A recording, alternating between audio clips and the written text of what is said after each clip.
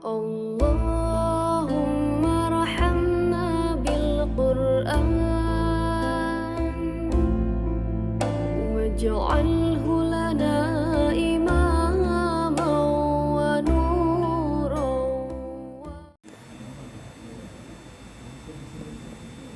Bismillahirrahmanirrahim. Innal hamdalillah nahmaduhu wa nasta'inuhu wa nastaghfiruh wa na'udzu billahi min shururi anfusina wa min sayyiati a'malina. May yahdihillahu fala mudilla lahu wa may yudlil fala hadiya lahu. Asyhadu an la ilaha illallah wahdahu la syarika lah wa asyhadu anna Muhammadan abduhu wa rasuluh la nabiyya ba'dah. Bapak-bapak, ibu-ibu yang berbahagia, Assalamualaikum warahmatullahi wabarakatuh. Waalaikumsalam warahmatullahi wabarakatuh. Alhamdulillah. Panggil boleh ibu. Bisa kemutan tak? Kencing nanti paling dulu. Iya. Baik bapak-bapak dan ibu-ibu, alhamdulillah. Pada kesempatan pagi hari ini kita dipertemukan Allah kembali di satu majelis yang mulia, majelis yang mana semoga ini menjadi bagian dari komitmen kita menjadi anak-anak kita dan kelak menjadi pemberi timbangan amal ketika menghadap Allah Subhanahu wa Ta'ala. Sholawat dan salam mudah-mudahan senantiasa tercurah kepada suri tauladan kita Nabi Muhammad Sallallahu Alaihi Wasallam, pada para keluarga, para sahabat dan pengikut beliau hingga akhir zaman kelak. Amin ya robbal alamin. Bapak-bapak, ibu-ibu, tema yang disampaikan ke saya adalah memperbandingkan kurikulum sekolah dasar dan kurikulum kutab. Ya. Jadi sebelum saya memberikan pembandingan ya dari dua kurikulum tersebut, terlebih dulu saya ingin menyampaikan apa itu kurikulum. Ya. Jadi kurikulum itu Bapak Ibu sederhananya adalah satu ide atau kumpulan ide yang dijadikan pedoman dalam pengembangan kurikulum selanjutnya. Itu kalau dalam dimensi ide, maka kurikulum itu merupakan gagasan atau pemikiran atau hasil buah dari buah pemikiran seseorang ya, yang buat orang. Nah nanti Bapak Ibu dalam orang membuat kurikulum itu akan menggunakan dasar, keluarnya dari orang, tetapi orang itu menggunakan dasar. Nah, dasar yang dipakai oleh penyusun kurikulum SD dan kurikulum kutab itu secara mendasar juga berbeda. Wong di dalam wilayahnya juga berbeda, yang satu formal, yang satu non formal.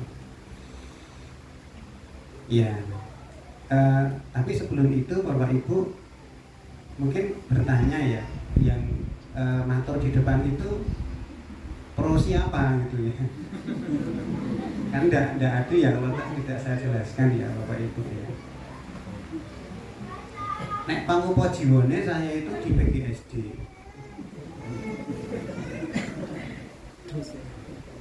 Lek glidek itu kan PGSD, pendidikan guru sekolah dasar.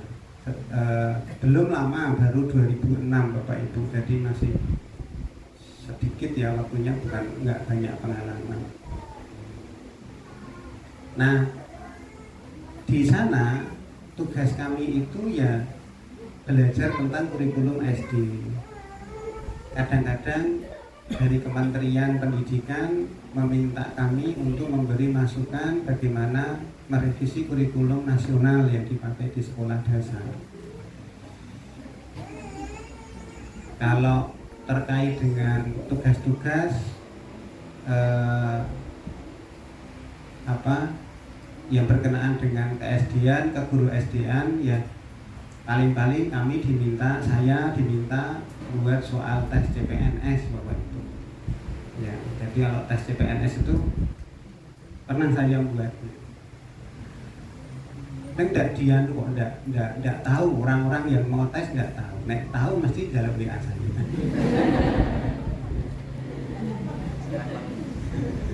Sekarang tahu. Ya. Nah,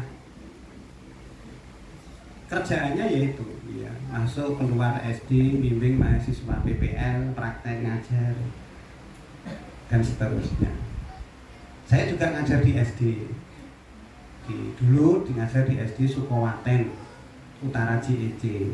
Ya. Kemudian di SD Pujokusuman. Pujokusuman itu timur Joteng Wetan, sing madhep ngidul itu SD Pujokusuman. Ya, itu pekerjaan kami, saya. Terus anaknya di mana? Tidak di SD Pak, ya ngapunten gini. Tapi ini ya saya gimana ya kok? Kayaknya kok pengkhianat. Ini iso ceramah nih kok anak ini orang yang sekolah dasar gitu loh. Anggaran ini mulang hal-hal yang berhubungan dengan KSD-an, tapi kok anaknya kok nggak di SD. Ya kalau pertama kali dulu ya mesti ya kisruh karo mbahne ya biasa ya. Karena ibu saya yo mahasiswa, artinya yo kuliah, yo guru di SMP Panda, Bantul, penting pun pensiun. Jadi ya khawatir masalah hal-hal yang sifatnya legalitas formal, kemudian kurikulumnya gimana. Maka ketika tanya ke saya, lu piye kurikulumnya nanti nek sekolah ning Kutab, kayak ora cetha sekolahan iki. Takon karo dosen PGSD ku. Tak gitu kan. Akhirnya ya sudah rampung. Iya. Nah, nek ditakoni kiai beda. Yang jawab, ya kan? Ayo kowe kiai yo bela Kutab. Ndak gitu. Alhamdulillah Allah membelokkan hati saya. Iya, alhamdulillah.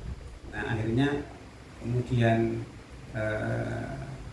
anak saya titipkan di Kutab. Iya.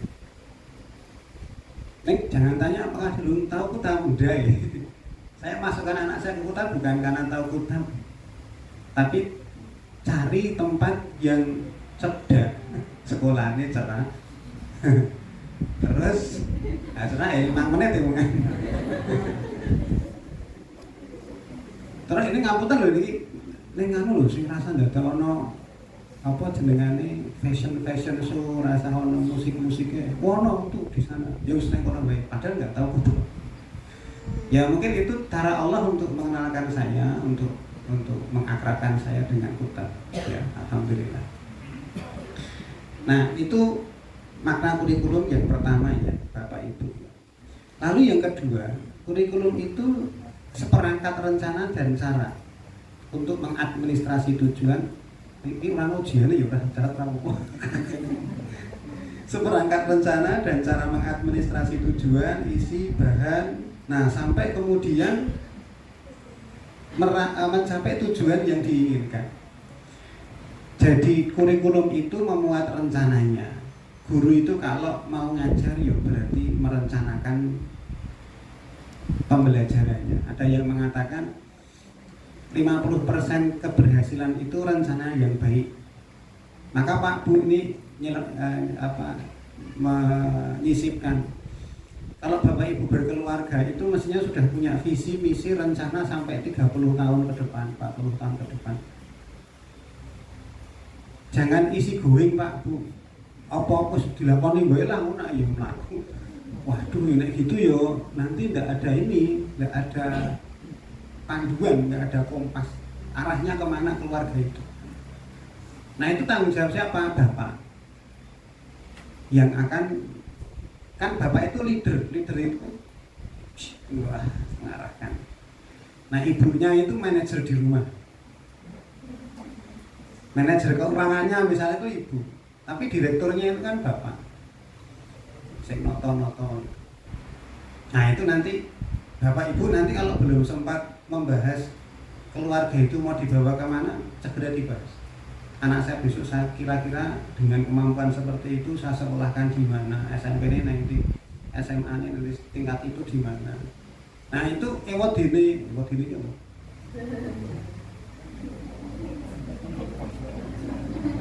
Ewot ini itu ya meskipun nanti itu omah gitu ya berubah kan tidak apa-apa, itu rencana. Tapi harus misalnya Bapak Ibu nyarikan pondok anak-anak kita itu kan harus siap-siap 1 tahun sebelumnya. Kalau enggak yuk kelangan itu kepancal tenanan. Termasuk apa? Biaya masuk pondok. Misalnya tak kasih contoh, anak saya tahun depan masuk pondok, udah 2 tahun, kira-kira 1 tahun lagi bayar pondok, itu berarti 12 bulan. Masuk pondoknya tak hitung 40, 35 sampai 40 juta. Kok segitu? Yang diinceng anak saya pondoknya itu. Terus tanya, oh 35. Lah terus anak saya yang kedua 6 bulan lagi masuk Kuta. Mungkin saya siapkan 10, totalnya berapa? 50 kan? Nah 50 itu nanti dipisah-pisah. Ini yang ini 1 tahun, 12 bulan, ini 6 bulan. Kira-kira sesasi itu nyelengi piro? Ternyata saya harus nyelengi 5,7 juta. Banyak ya? Loh nyatanya urip kok Bu ya? Wong gaji saya 4,5 juta. Pokok.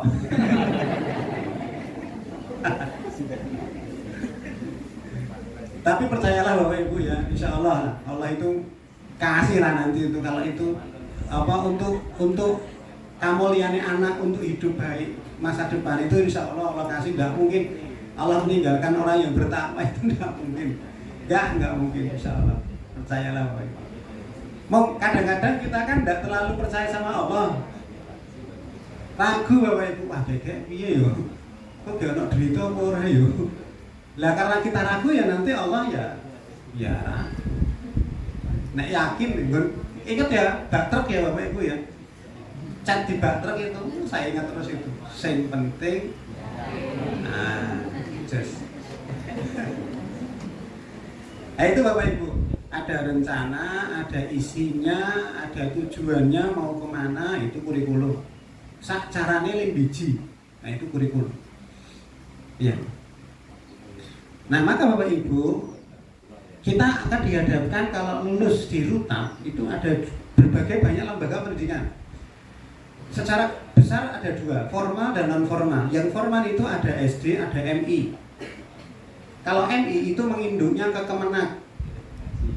Kalau SD berarti menginduknya ke Kemendikbud, Dikdasmen. Nah nanti SD itu ono SDIT, Sekolah Dasar Islam Terpadu. Maksudnya Islam Terpadu ya Bu? Nah, saja nih Islam Terpadu itu mengintegrasikan ilmu-ilmu kauniyah dengan ilmu-ilmu syar'i, ilmu-ilmu agama. Tapi Bapak Ibu saya tidak terlalu sepakat dengan istilah terpadu. Karena ilmu syar'i dan ilmu dunia itu sampai kiamat tidak bisa dijadikan satu. Ya enggak bisa. Ilmu dunia, ilmu syar'i. Gitu. Lah iso mau jadi jus. Nek dilotes iso Pak Bu. Paham ya? Jadi syar'inya kelihatan, ilmu dunianya kelihatan. Kenapa? Karena orang belajar ilmu syar'i itu ada keutamaannya. Selama belajar sementara belajar ilmu dunia ada beda. Gitu. Jadi tidak bisa dijadikan satu. Nah terpadu mungkin karena jadikan dalam satu sekolah, dalam pembelajaran itu terpadu. Nah saya dari ekstrem kanan ke ekstrem kiri, sing kanan, sing kiri, pokoknya dari pojok yang satu itu SD negeri. SD negeri ini murah, wah murih tenan jan, murih, cocok karo Ganindo. Murah, sampai subsidi banyak di sana. Saking murahnya, orang tuanya nggak terlalu berusaha untuk membayar, anaknya sampai naik dewi. Ya nggak semua. Saya cuma menemukan di tetangga-tetangga saya. Jadi senengannya pindah-pindah sekolah. Tugas sudah tahu digarap. Orang opo yang mesti lulus kok. Kan kalau tidak naik kelas yang ditegur kepala sekolahnya. Karena harus naik kelas. Nah, kurikulum sekolah dasar itu menggunakan dasar atau filosofis Yunani Barat. Makanya ilmu-ilmu pendidikan yang diajarkan di PGSD itu tidak ada yang dari Islam. Tidak ada. Bapak Ibu tahu Ki Hajar Dewantara? Ajarannya apa? Ing ngarsa sun tulodo, ing madya mangun karsa, tutwuri handayani, ana asah asih asu. Pak Among kan gitu toh? Siapa gurunya Ki Hajar Dewantara, Pak? Ada yang tahu?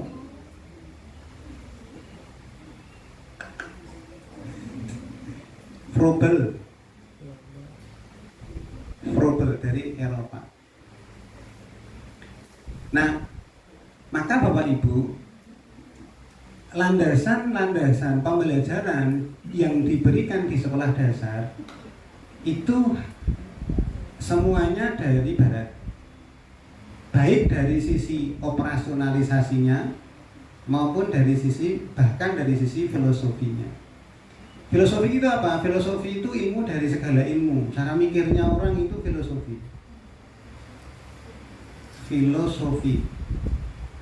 Saya agak lupa, tapi itu maknanya yang satu kebijakan, yang satu cinta. Sofia dan filo. Nah, maka Bapak Ibu, turunannya kalau filsafat itu nanti ada teori pendidikan konstruktivis, teori pendidikan humanistik, teori pendidikan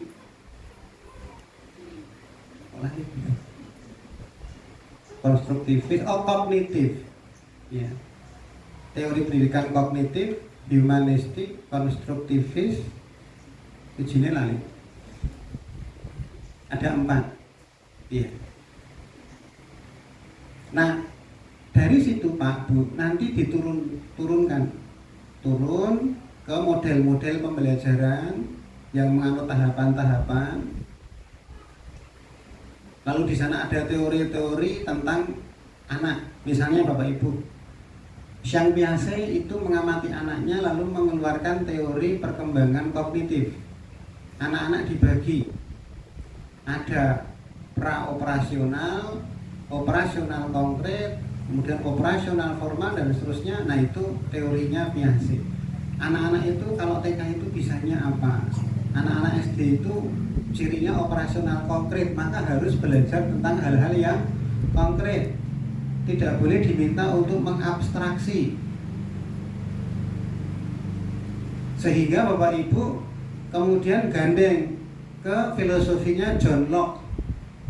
John Locke mengatakan akan sangat berbahaya memberikan satu pelajaran yang sifatnya abstrak untuk anak-anak usia 15 tahun atau 16 tahun. Maka, kata John Locke, mengajari religiusitas kepada anak di usia itu sangat berbahaya. Nah, itu caranya John Locke. Nyambung tadi, apa yang digagas yang Piaget tadi, anak itu belajar secara konkret. Maka di SD itu, di kelas rendah, itu dimaksimalkan bagaimana mereka memfungsikan panca inderanya. Sehingga kalau menganut prinsip itu Bapak Ibu harus mengajarkan tentang surga dan neraka, malaikat, jin apa mana. Nek mbah kita dulu ngajari. Usia TKW dideni bocongan. Oh,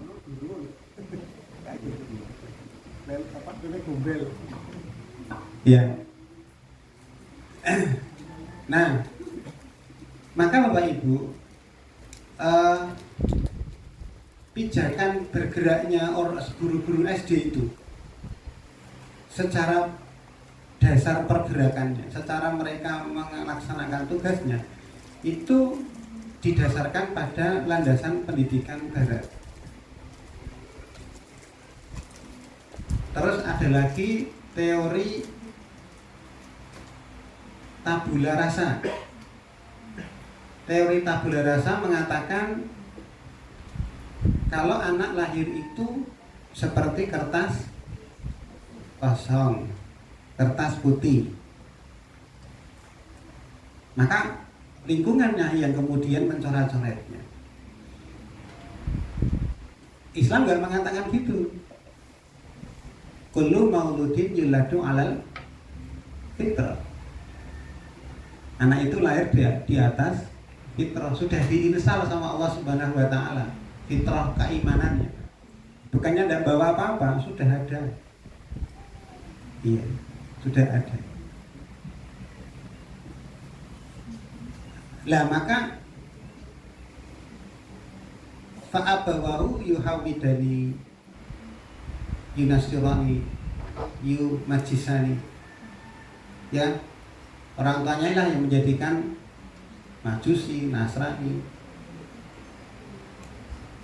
Terus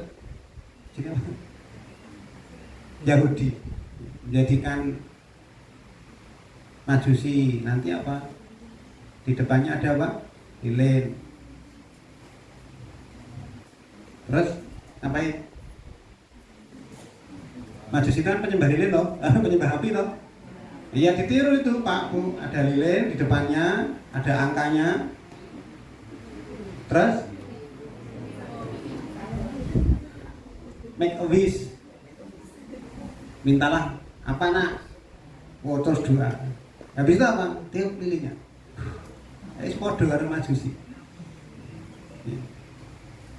Yahudi trompet. Nasrani natalitas. Natalitas itu apa? Kelahiran. Kalau mortalitas kematian. Orang ngomong kayak Mortal Kombat. Natalitas lahir. Maka ada peringatan kelahiran Isa Al-Masih. Rumahnya tuh. Nanti setiap tahun ada. Terus digeser. Anu kok ucapannya barakallahu fi uprik. Ambuh. Nyok, jadi nyerempet-nyerempet ke itu terus ada aja itu. Anak saya ajari, kamu apa? Itu mau ngasih hadiah lah, kenapa? Ulang tahun, wes nek arep ngenai hadiah kancamu, iki sak wayah-wayah. Sak wayahnya aku pengen ngenai hadiah dikei. Bagus soal pas tasmi itu loh, tasmi temannya itu kasih hadiah. Wes rasah melu dadak kanca-kancane sing kayak gitu. Itu barat Pak Bu.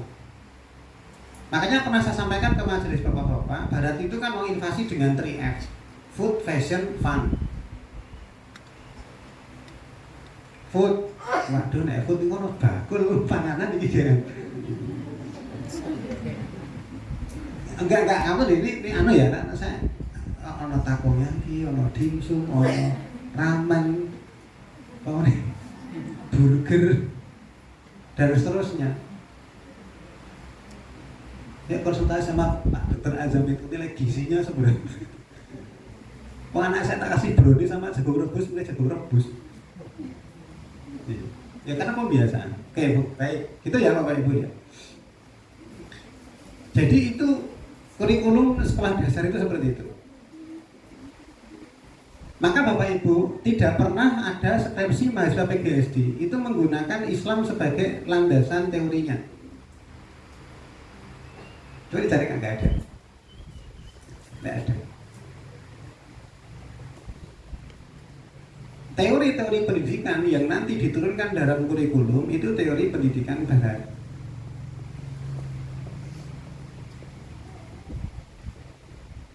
Pavlov, Thorndike, Skinner membuat teori behavioristik.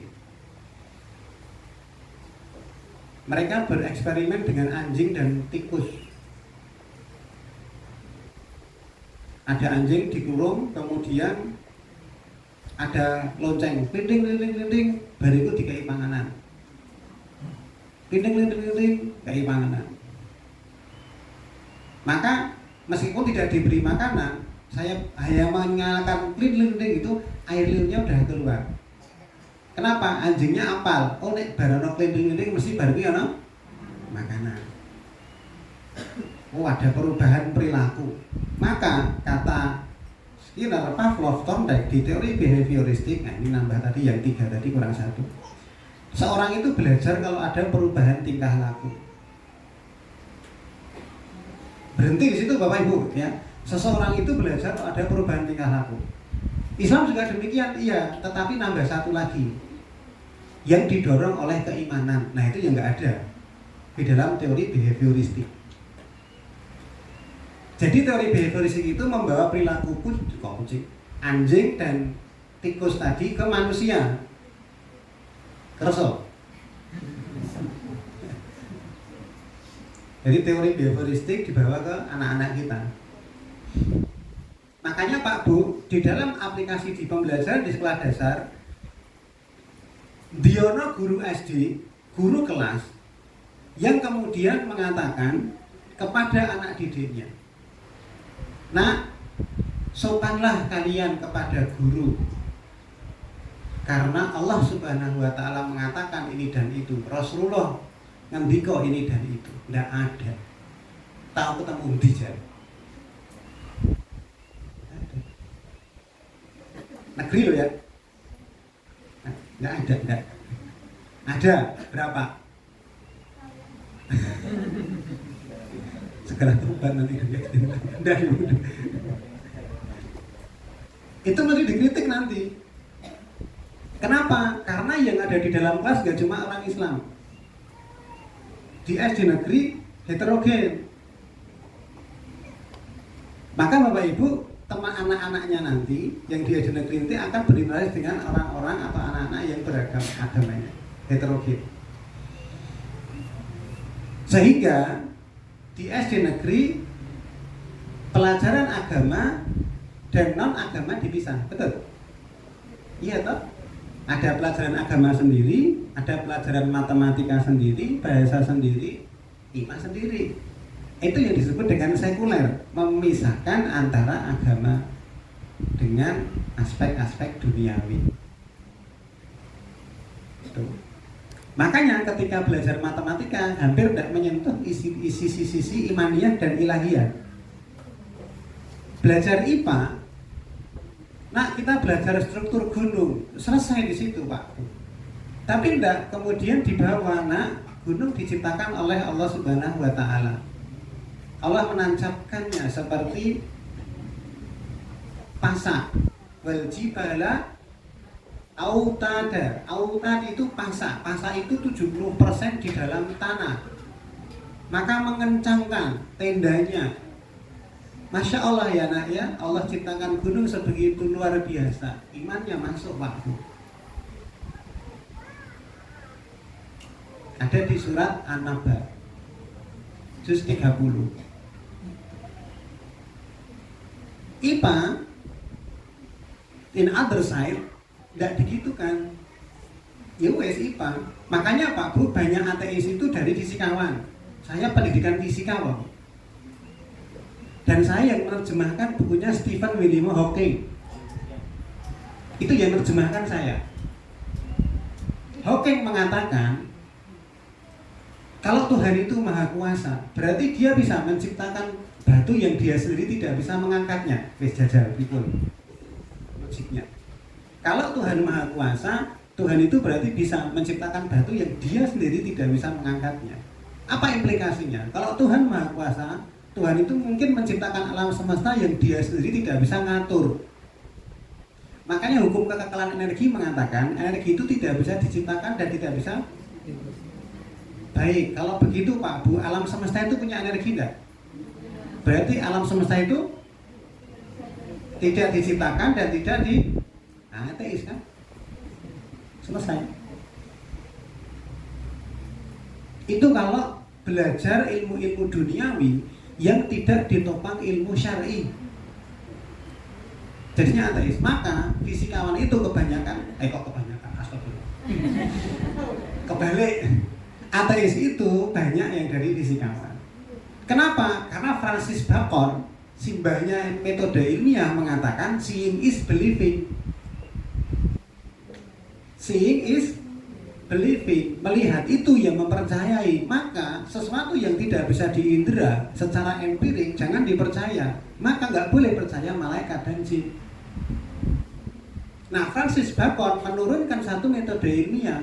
Satu, diamati, dicoba, diasosiasi, disimpulkan. Yang itu Bapak Ibu dijadikan satu sintak dalam pendekatan ilmiah di kurikulum 2013 yang digagas oleh Kementerian Pendidikan.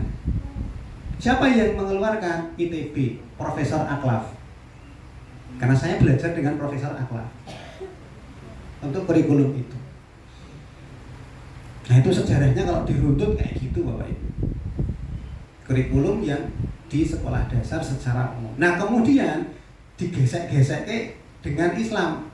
Muncullah Islam Islam terpadu. Sejarahnya gitu. Wah, ini naik mau akhirnya muncul Islam terpadu. Saya tidak tahu aplikasinya di setiap sekolah seperti apa. Nah, SD formal itu kurikulumnya itu secara umum harus mengikuti pemerintah. Maka karena saya gelisah, ini kurikulum yang kemudian kita berkreasi seperti apa. Nah, sebelum saya mendaftarkan anak saya ke Kutam, saya gawe sekolah dewe waktu. Madrasah Ibtidaiyah di Jalan Kaliurang. Ada dua kurikulum keluar dan kurikulum di dalam. Nek pengawas dan ada pengawas ya ini ya. Kalau pengawas sekolah datang ke sekolah kami, tak sodorkan dokumen kurikulum keluar yang normatif, yang itu membahagiakan pengawas. Apa? Kayak gitu. Lah nanti saya membina guru-guru saya dengan kurikulum yang kita create sendiri. Di Kemenak ada beberapa doa yang mungkin diperdebatkan. Ini diajarkan nggak usah diajarkan. Untuk apa? Untuk mengetahui hal yang keliru. Jadi mengetahui hal yang salah itu bukan digunakan untuk dipraktekkan, tapi digunakan untuk mengetahui kalau itu keliru. Terus yang benar gimana? Ini doanya yang benar. Nah, itu yang diajarkan di anak-anak.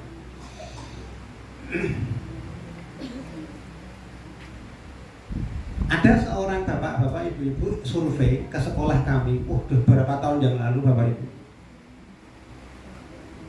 Begitu masuk itu istrinya nggak setuju. Kenapa? Oh, sekolah kok celak kandang pitik. Wis nyewa celak kandang pitik, wah pokoknya wis rawuh di sekolah itu Bapak Ibu. Tapi bapaknya itu kekeh, pokoknya sekolahnya di sini. Setelah 1 tahun, 2 tahun lulus, anaknya mengalami perubahan akhlak ya Bapak Ibu ya. Saya katakan akhlak dan adab ya. Saya nggak menjanjikan matematika dan IPA waktu itu memang. Maka anaknya disusulkan sekolah di TK-nya, di divisi TK-nya, namanya Taman Tahfidz Al-Quran. Terus Bapak Ibu mesti bertanya, lo gede anakku ora sekolah kene kono? Aduh, jauh. Ya, habis di waktu. Nah, qadarullah Allah mempertemukan dengan Kutam. Nah, di Kutam, Bapak Ibu, Kutam itu menggunakan kurikulum baku, kurikulumnya Sirah Nabawiyah. Tahapan pembelajarannya baku. Kenapa kok menggunakan itu? Karena wis terjamin berhasil Bapak Ibu. 23 tahun Rasulullah Shallallahu Alaihi Wasallam berdakwah, beliau menguasai sepertiga dunia, sepertiga bumi. Para sahabat Bapak Ibu bersaksikan hasil didikan Rasulullah. Tokoh idola saya Usamah bin Zaid memimpin pasukan menggempur Romawi dalam usia 17-18 tahun dan menang. Muawiyah perang. Abu Jahal apa Abu Lahab yang ditugel sikile itu. putus kakinya. Dan anak-anak pada zaman itu kan memang minta izin untuk perang di usia belia, sampai Rasulullah tidak mengizinkan. Ali bin Abi Thalib masuk Islam usia 10 tahun. Mapan Pak. Dan kemandirian ekonomi mereka mapan. Ngapunten. SD, SMP, SMA, kuliah, lulus kuliah apa? Nyaduk, Pak ongkos. Kenapa? Karena kurikulum sekuler itu digunakan untuk memenuhi kebutuhan industri. Maka Pak Bu, universitas itu salah satu akreditasinya, poinnya itu seberapa cepat lulusannya terserap apa? Kerja. Dan wong tua itu beberapa nek ora dadi PNS dikatakan tidak kerja. Nah itu kurikulumnya seperti itu, memenuhi kebutuhan industri. Ya. Nah Islam nggak gitu. Nah maka ada siklus iman, Quran, dan untuk mempelajarinya dibina dengan adab. Sebelum mereka belajar Quran, tanamkan iman dulu. Nah dalam mereka mempelajari itu dibina dengan adab yang baik. Jadi kurikulum Kutab itu sederhana sebetulnya. Hanya kemudian Bapak Ibu perlu siap untuk bersama-sama masuk surga. Lah permasalahannya itu kadang-kadang orang mau masuk surga ini dipaksa wae. Ora sandadak mlaku dhewe. Kan gemes ya. Ayo mlebu surga. Wah, ngomong nih. Piye sih ceritane? Pak salat ning masjid. Ayo ngaji, ngomong. Istrinya minta izin, Pak ngaji saya ya sasak juga tuku. Bisa. Loh ini gimana konsepnya? Kan gitu. Nah, setelah masuk Kutab, berinteraksi dengan kurikulum Kutab, maka Bapak Ibu harus siap-siap bareng-bareng masuk surga sekeluarga. Konsekuensinya cuma itu. Loh, malah jadi negatif ya. Konsekuensinya. Nek pengen rada santai masukkan ke negeri Pak Bu. Apa maneh full day. Wis mulai resik didusi gurune. Mbuh wong tuane gurune apa sakjane sapa. Makanya kan dulu pernah ada ungkapan full day itu adalah tempat pelarian orang tua yang bekerja. Sing miris, wanita bekerja, duit yang diterima digunakan untuk bayar babysitter. Ada teman di kampus itu konsultasi sama saya, Pak Ikhlasul, ini istri saya itu mau pengen jadi guru, pengen kerja, pengen gini gitu. Ya udah apa-apa. Yang penting urusan keluarga tidak terabaikan. Tidak apa-apa. Tidak dilarang. Tapi kalau kemudian mengurus suami itu diabaikan, yo minta izin aja, nanti urusanmu diurus wanita lain.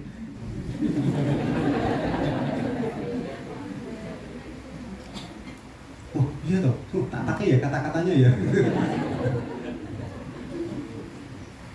Jadi bukan berarti tidak boleh berkiprah di luar wanita itu. Cuma butuh laki-laki pejuang Pak. Jadi rumah itu dijadikan markas. Markas itu maksudnya markas dakwah. Istri saya kok di luar? Ya ngajar Iqra, ngajar isi pengajian, kadang malam ya saya yang nganter, siang saya yang nganter. Suami siaga lah itu. Jemput, istri saya juga belajar, antar, jemput. Nah, Maka Bapak Ibu nanti di Kutab itu Bapak Ibu nanti akan dideskripsikan lebih detail. Akan jatuh jadi suwe banget. Karena diri temu. Di Kutab itu Bapak Ibu ikut belajar nanti insya Allah. Bapak Ibu saya itu tobat jadi orang tua itu gara-gara Kutab. Tenang gitu. Sebelum di Kutab saya tidak menyadari posisi orang tua itu seperti apa. Nah baru setelah di Kutab aku dikirimin itu. Baru setelah itu sadar posisi orang tua seperti apa. Nah itu Bapak Ibu ya, perbandingannya kayak gitu. Monggo nanti pun penggale timbang, gale ulur secara logik seperti apa. Nah istikharahnya kalau sudah menetapkan fa'idha azamta fatawakal ala Allah. Nek wis berazam itu maksudnya bukan kemudian dia belum berazam. Bertekad itu sudah milih tak di sini tawakal. Allah nanti yang urus. Tidak menerima pertanyaan. Sampun monggo. Sallallahu alaihi wa alihi wasallam. Allahumma rahamna bil Qur'an waj'al